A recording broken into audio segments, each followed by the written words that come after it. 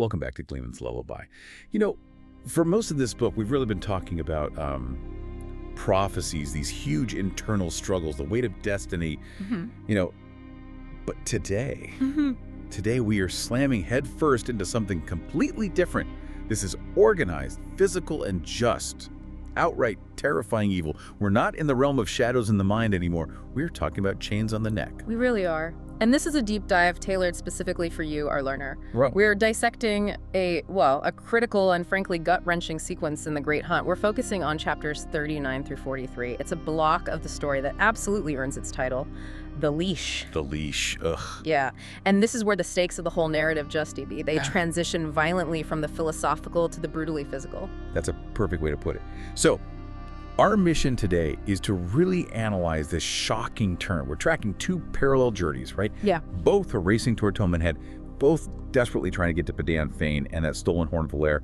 Rand's group takes this, cosmic, terrifying shortcut. And at the same time, Egwene, Nynaeve, and Elayne, they go on this mission that just ends in the coldest betrayal imaginable. And it introduces this new tyrannical force, the Seanchan. And what really defines this moment, I think, is the moral horror of the atom. We're moving from these big questions of, who is the dragon reborn, to witnessing the institutionalized slavery, the weaponization of the very power that defines this world. So we need to unpack not just the plot, but the deep psychological and cultural implications of what it means to be controlled completely, physically and spiritually, by a silver chain. This whole sequence forces you, the learner, to ask, what is the true cost of power when it can be completely subjugated? Okay, let's start with Rand's side of this. Let's unpack that desperate sprint first.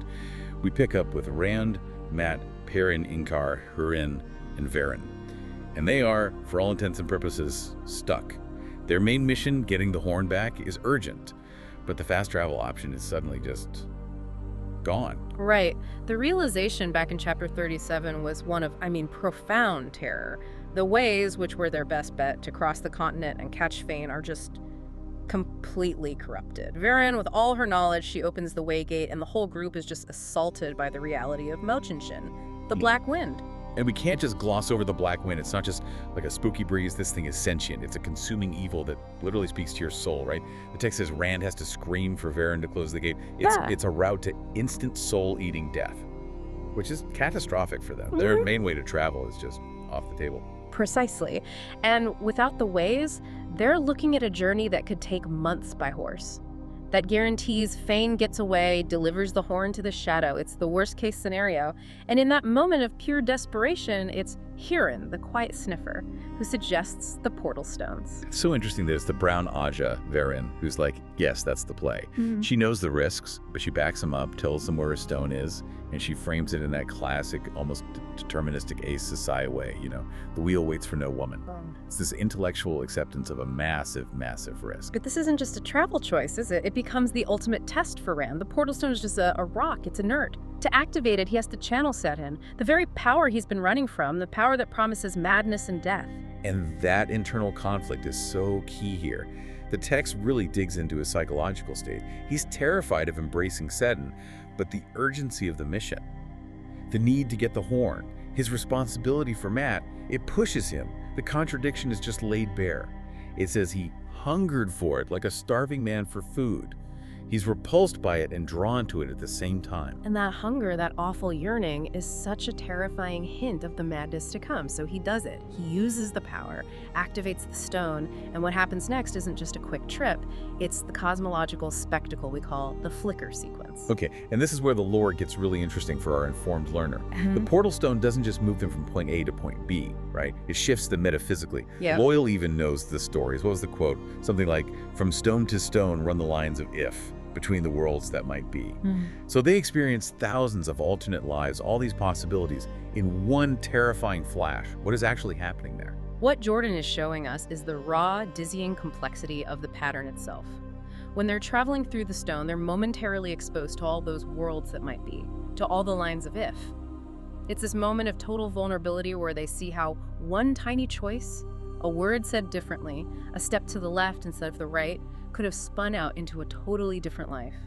And these aren't just dreams. They're flashes of real, alternate realities where they lived and died over and over, and usually they failed. That's what's so horrifying. It doesn't just show them possibilities, it shows them failure on this unimaginable scale. And right in that moment of total instability, Rand gets hit with the ultimate psychological attack. Yes. Right there, in the middle of infinite possibility, the voice of Balsamon cuts through, and it whispers the most devastating thing it can. I win again, lose Theron. Oh.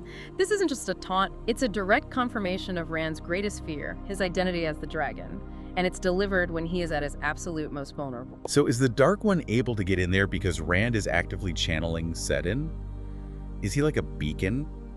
Or is that just part of what happens when you use a portal stone? That's a great question, and I think the text suggests it's a bit of both. The Dark One's power thrives on chaos, and there's no greater chaos than traversing the lines of if. Rand is channeling, so yes, he's basically lit up like a lighthouse.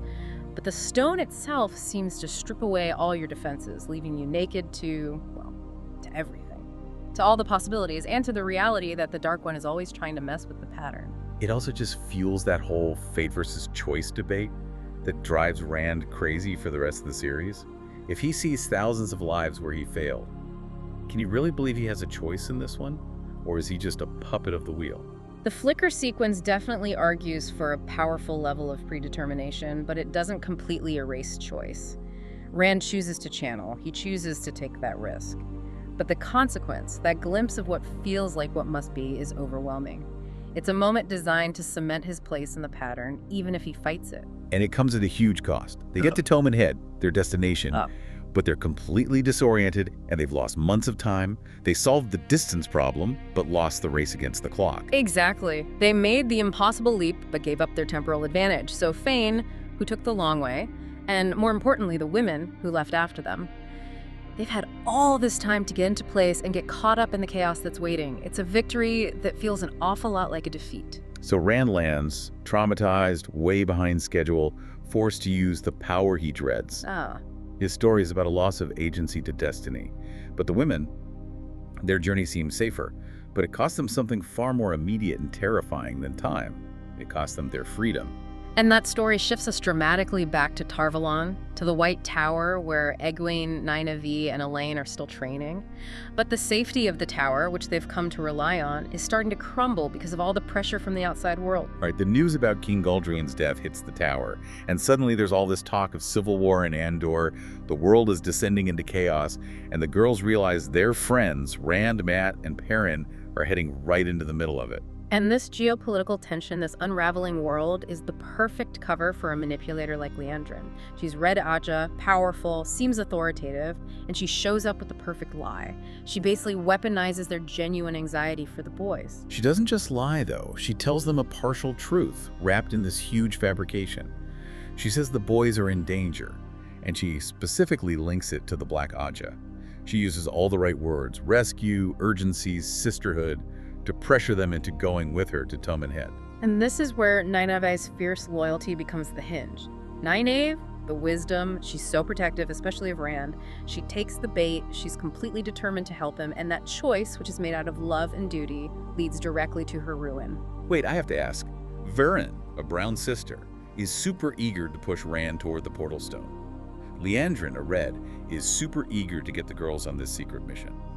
Knowing how careful Aes Sedai usually are, why doesn't anyone, question Liandrin's rush?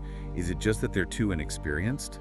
That's a crucial point. It is absolutely their inexperience, but it's also the emotional pressure cooker she creates. She's using the legitimate feel of the Black Aja as cover. And you have to remember their status. They're novices. Accepted. Liandrin is a full sister. The authority in the White Tower is absolute. To question her, especially about something urgent involving the Shadow, it would be unthinkable for them. Liandrin's confidence just steamrolls their skepticism. So they sneak out, disguised as noble ladies. There's that great little character moment where Egwene feels so awkward in the fancy clothes. It grounds them so well. These are women who will one day wield immense power, but right now they're relying on a simple disguise. And Nynaeve, always the leader, takes charge with the stableman. She gets the horses with her stick and honey approach. She knows how to get things done. The whole plan seems plausible, until Liandrin leads them straight into the ways. Egwene even thinks about how adventure isn't romantic, it's just mostly unpleasant. Seeing a waygate should have been a screaming red flag that this was something much darker than a simple rescue mission.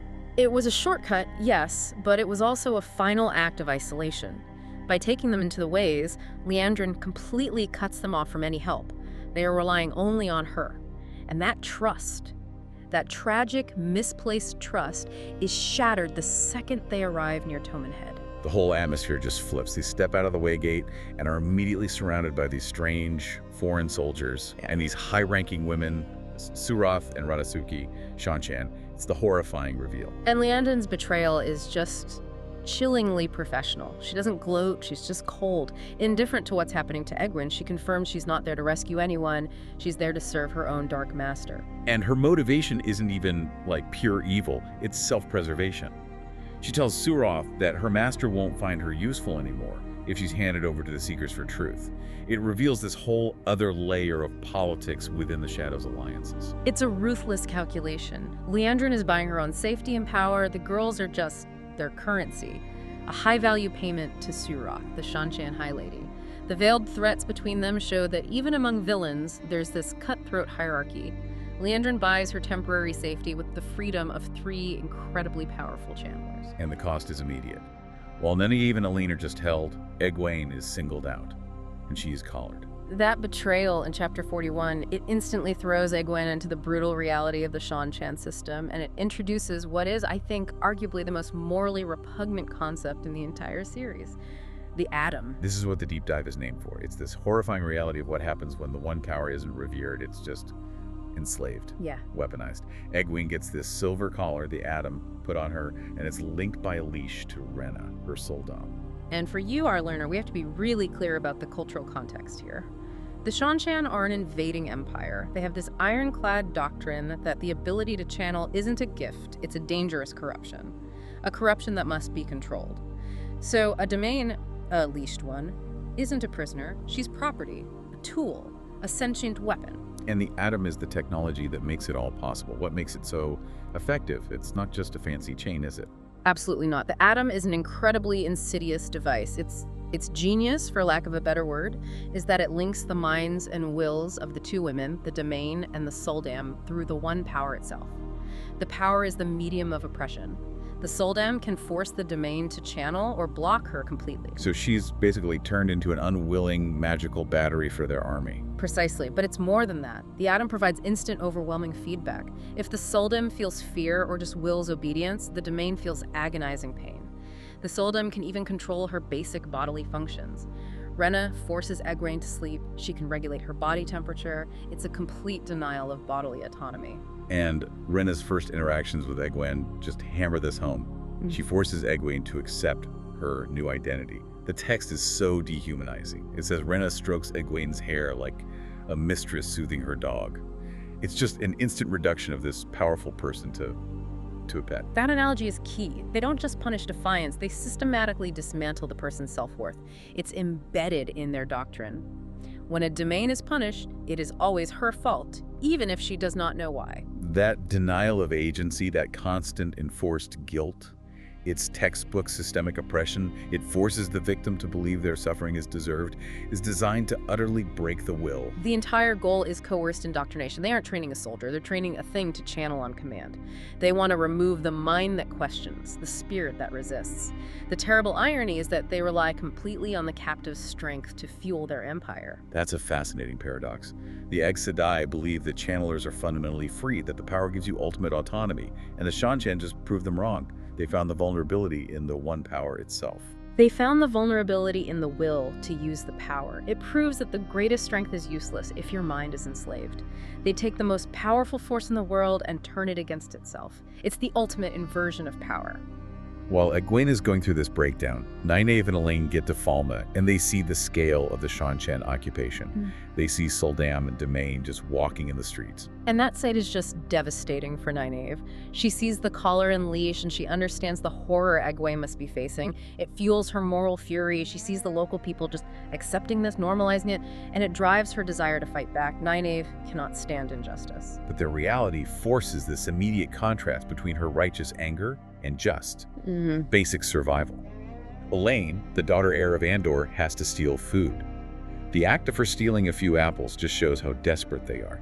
They're starving, they have nothing, and they're being hunted. The practical realities of being a fugitive are crushing.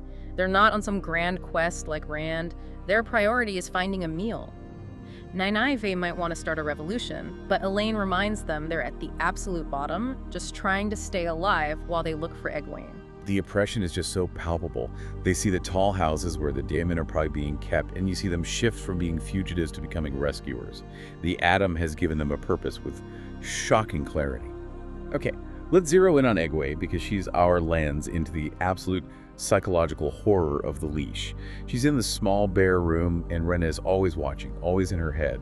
She tries to channel, tries to unfasten the collar, but the Atom's effects are immediate and painful. The trauma is multi-layered. There's the physical pain and restraint, and then there's the systematic psychological attack. Rena tries to strip her identity by renaming her Tuli. It's not a nickname, it's a deliberate act of erasure, reducing her history, her identity, her future to just property. But her internal resistance is the key. The text shows her just fiercely clinging to who she is. She keeps repeating her real name in her mind, Egwene Alver of Emon's Field. And she clings to the names of the other domain like Rima, remembering her as Yellow Aja. That internal defiance, refusing the name Tuli, is the only agency she has left. The Seanchan can control her body, her power, but they can't control her deepest memories. Not without completely breaking her. Her memories of home in the tower are her only defense against total subjugation. But her situation is even more urgent than that, isn't it? We learn she has a specific skill the Seanchan want. Yes, and this is a key detail. Egwene has a unique talent for finding ore, for sensing mineral deposits in the earth. This is a huge strategic asset for an empire, so she's not just a random channeler they captured. She is a high-value resource they are actively targeting, which makes her escape that much harder. So the Seanchan know she's valuable, which means they're trying even harder to break her quickly. That makes Rena's training even more horrific. Exactly. Rena's methods get more severe. She uses the threat of the whip. She teaches Egwene that the Atom only protects the domain from harm if she obeys completely. Rena threatens her with a pain so severe it's described as a complete psychic shutdown. It's psychological warfare, forcing her to associate her own innate power with excruciating pain unless it's used for her own subjugation. It creates this debilitating feedback loop. Egwene starts to internalize the leash, sensing Rena's moods before the pain even comes. She tries to just go blank, to psychologically distance herself, but Rena won't let her. She demands awareness. The confinement isn't just physical, it's a relentless assault on her consciousness. But she finds a lifeline, Min. Min was also captured, but she can't channel, so she's just a prisoner, and she acts as this vital emotional anchor for Egwene. Min's presence is absolutely essential. She's suffering too. She admits she can hear Egwene's soundless screams, but she stays practical. She gives Egwene a glimmer of hope by confirming Nynaeve and Elayne are close, and crucially, she talks about a potential escape plan, a ship, a captain named Toman. This changes everything. It turns Egwene's passive internal resistance into an active external goal. Min, the pragmatist, turns hopelessness into a tentative strategy. It's a beautiful illustration of the resilience of these women. They're being crushed, but their bonds drive them toward action, even from separate cells. Egwene, even feeling completely lost, now has a fragile plan to cling to. The question is whether the boys will get there before the damage is irreversible, or if the ship plan will work first. So as the women are spiraling toward this desperate escape attempt, Rand's group is racing toward them on the ground. They made their terrifying time jump with the portal stone, and now they're traveling toward Falme. And the land itself immediately reflects the consequences of the Seanchan invasion. They travel through villages that have been just devastated. Atuan's Mill is a key example. This isn't a distant conflict. They're walking through the wreckage. And here in the Sniffer confirms it. He senses this strong, unsettling presence from the destruction, the stench of cruelty. They know now the Seanchan are more than just an army. They're a systematic force of oppression. And as the military leader, Ingtar is laser-focused on one thing: duty. He sees the Horn of Valere as the only thing that matters. His single-minded pursuit of Fane drives the group forward no matter what they see. He's ignoring the wider conflict because the Horn, is everything. But Rand is just barely holding it together. This external journey is just a mirror of his internal turmoil. He's struggling so much with his ability to channel, terrified of the madness, especially after the Flicker experience. And it's made so much worse by the dreams of Balal-Zaman. These aren't just nightmares. They're psychic attacks where the Dark One taunts him, chipping away at his identity as Randall Thor, insisting he's Luz Theron. Balal-Zaman's goal is to make Rand fear his own mind as much as he fears the power. So how much of Rand's rush to Falme is his own decision, and how much is it destiny? He feels this mysterious pull. Is the pattern just yanking his strings, or is he finally taking charge? That is the central tension of the book. Verin would argue the pattern is weaving him where he needs to be, that the pull he feels is his Tavern nature asserting itself, drawing all the threads of destiny to one point. But Rand still retains the choice of how he confronts that destiny. His decision to push past Verin's caution, to ignore the Seanchan and the White Cloaks, that's still his choice. He chooses to act. Which brings us to the strategy. Falme is this volatile mix of three forces: the Seanchan, Fane's dark friends, and the White Cloaks, who are also showing up. Verin advises caution. And Rand rejects it. His determination, fueled by duty, fear, and that pull of destiny. It outweighs the wisdom of an Nynaeve Sedai. He knows that if they wait, Fane is gone and the Horn is lost. Verin's caution makes sense. The situation is a powder keg. For Rand to just plunge in is almost suicidal. But the timing is everything. He knows the only way to get the Horn is to walk right into that confrontation. So the stage is set. Rand's group is near Falme. His internal conflict and his external mission are about to collide with the horrific reality of the Seanchan occupation, the same occupation holding his friends captive. The five of them, Rand, Mat, Perrin, Ingtar, and Hurin, are getting ready for this infiltration that will force all these storylines to converge and ultimately force Rand to either embrace Seddon or be destroyed by his fate. Okay, let's connect the final threads of this. This whole sequence is defined by these two powerful, simultaneous journeys, and both groups are stripped of their agency in different ways. You've got Rand, who took that terrifying leap, forced to use the power he fears most, rushing toward a physical fight that's going to redefine him. And then you have the women Egwene and Nynaeve and Elayne facing immediate, brutal, physical and psychological oppression from the Seanchan. Liandrin's cold betrayal delivered Egwene into the horror of the Atom, where she is fighting a desperate war just to remember her own name, clinging to the small hope Min offers. The brutal efficiency of the Seanchan system just completely upends everything we thought we knew about the safety of channelers. So what's the big takeaway for you, our learner? If we step back and look at the whole picture, what's the one defining insight from the leash? I think the moral horror of the Atom is the key. It reduces these women who can command the true source to chattel, controlled by a silver chain and the will of someone who can't even channel. The Seanchan weaponized psychological control. They proved that power, even the one power, isn't an ultimate guarantee of freedom. They showed that the greatest weakness isn't in the strength you have, but in the vulnerability of your own mind. They inverted a core truth of their world.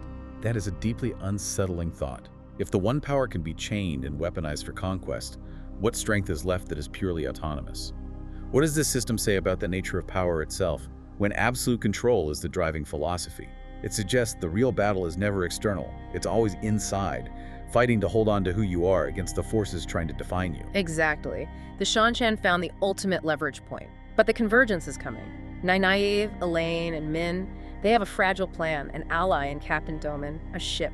And Rand's group is preparing for a bold, desperate infiltration. The decision is made. Rand, Mat, Perrin, Ingtar, and Hurin, the five will ride forth to face Fane and the Seanchan. The stage is set for a monumental battle where all these paths will finally collide and the Horn of Valere will finally be sounded. Get ready, because the climax of this whole book is right around the corner.